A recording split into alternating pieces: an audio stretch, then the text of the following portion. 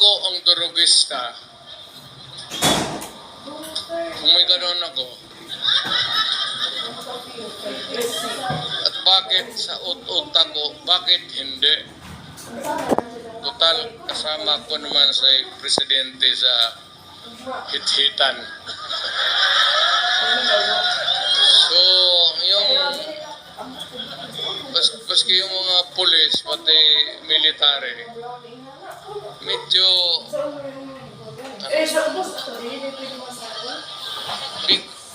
because of the incongruity. Hindi magkasya eh. Meron isang presidente na talagang bangag.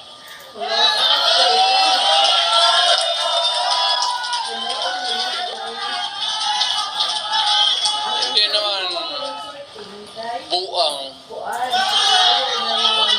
Pero yung bisyo ng droga, long term yan. Maging ulol si Marcos,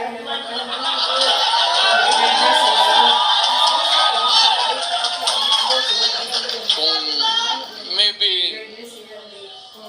constant use of heroin,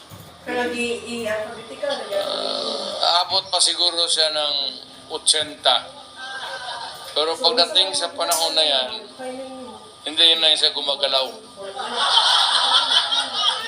Either nakatindig lang yan sa kwarto niya o natutulog. Hanap kayo ng original taga na DDS. Huwag ka lang mano ha. Siya yan. Sa inyo ang dati nating mahal na Pangulo, Rodrigo Roa Duterte.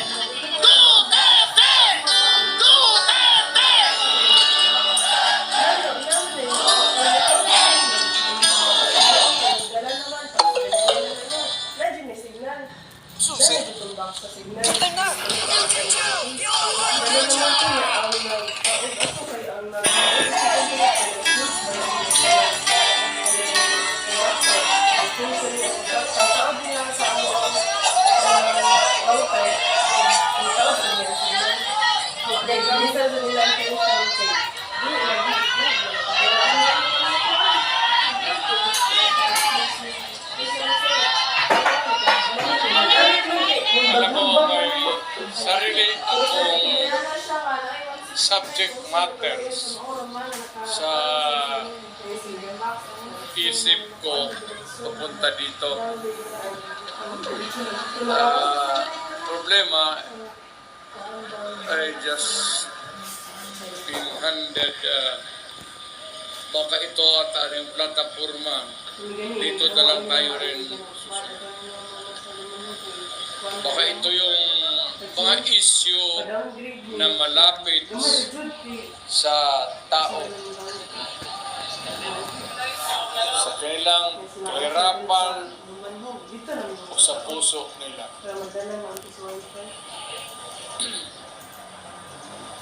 Alam mo,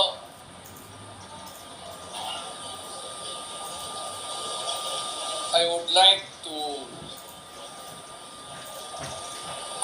I do not want to criticize anybody. But you know, however you do it, basta nandiyan ka sa gobyerno, ikaw yung nagdadala namin. Ikaw yung timon. Talagang mahirap. And I can understand kung yung mga issue hindi ka agad nabibigyan ng, if it's a problem, it would take time. But apparently, itong sa panahon na ito, patong, Wala sa kay gibuhat ko. solusyon. Mahirap. Luwan ko eh. Kasi ko vlog ko, may gani na. Balik ako sa luwan. Ganito ay, Pag-abutan na ako yun. Hello. Excuse me. Nanay mga sinigil, mga sinigil. Pero sakto ang gibuhat ni Arjun. Nga, nag-junior siya. Badira sa junior. Oo. Ngayon, di kung ano yun. Oh, di ba si Mama lagi ang gandang lagi? Ganun doon kayo na na-cancel niya. Kaya kung na-cancel dito ni Mama, di na-cancel dito ni Ay, Mama. na- Sa production. Hindi, na production. Ay, di kaya na natin pag-usapan yan kasi lumalalim ang gabi. Naka-folder yung mga mail agad. Kaya ako, meron di kong focus. Basta dito, ang gusto atang plataforma na sasabihin, Check na kuha na. Si Mama din. Si Mel.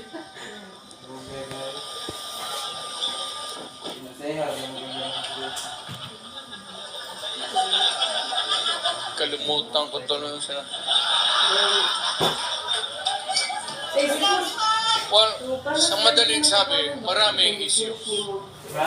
Hindi ko naman sinasabi na kaya natin tayo ang nandyan sa Malacanang. Ang katong sa Puma. It's not that easy. I've been there. But ito,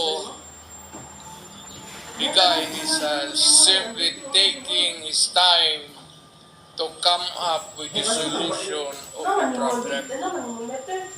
So kagaya nitong bigas, which is really tumatama yan sa tiyan, pati sa puso ng Pilipino. Iya, tanan niya. O, ingat. Nakuha yung pinaka, Nakuha na niya po. either is subsidized o ano, whatever, but it goes